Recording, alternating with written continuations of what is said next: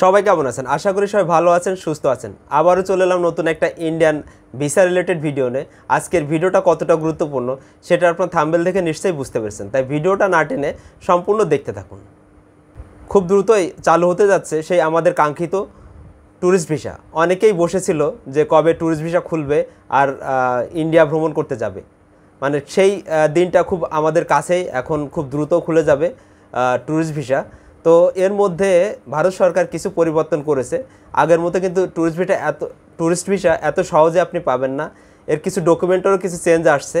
কী কী document লাগবে, কিভাবে আপনারা আবেদন করবেন, এই ভিডিওতে আমি কিন্তু তুলে ধরবো, তাই ভিডিওটা না টেনে সম্পূর্ণ দেখতে থাকুন। বর্তমান সময়ে ভারত সরকার আমাদের বাংলাদেশিদের জন্য 5 রকমের ভিসা এখন দিচ্ছে।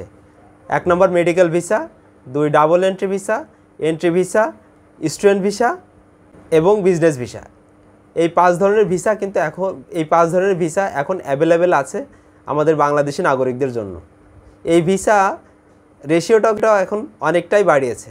আর এইসব ভিসা এখন আগে যতটা কঠিন হতো ভিসাটা পাওয়া বা স্লট পাওয়া, এখন অনেকটা ইজি হয়ে গেছে, যার কারণে মানুষ এখন অনেক ভিসা পাচ্ছে। আগে যদি স্লট ছিল 200টা, এখন সেই স্লট বাড়িয়ে প্রায় ডাবল করে দিছে। এবং যারা হাই কমিশনে ফাইল জমা দিচ্ছে, যাদের ডকুমেন্ট সঠিক আছে, ম্যাক্সিমাম তারা ভিসা পাচ্ছে। তো সব মিলিয়ে একটা ভালো দিক যাচ্ছে। আর এর মধ্যে একটা খুশির সংবাদ হলো যে ট্যুরিস্ট ভিসাটাও খুলে দেবে এই আগস্ট মাস থেকেই। ট্যুরিস্ট ভিসাতে আবেদন করতে আপনাদের কি কি ডকুমেন্ট লাগবে সেটা এখন বলি। এটা কিন্তু খুবই ইম্পর্টেন্ট বিষয়। কিভাবে এই ডকুমেন্টগুলো আপনার যদি সঠিক না থাকে তাহলে আপনি কিন্তু ভিসা পাবেন না।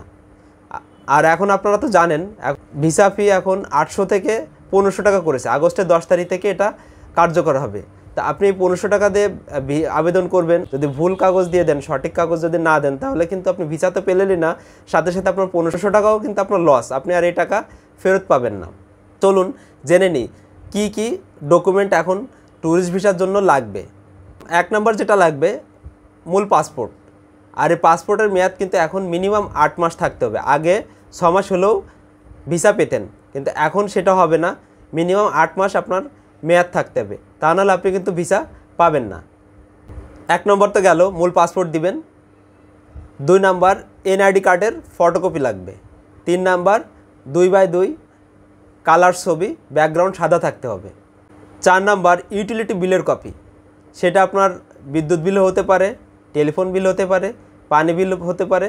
এর মধ্যে যে কোনো একটা বিলের কপি দিবেন। এই বিলের কপিটা আপডেট হতে হবে।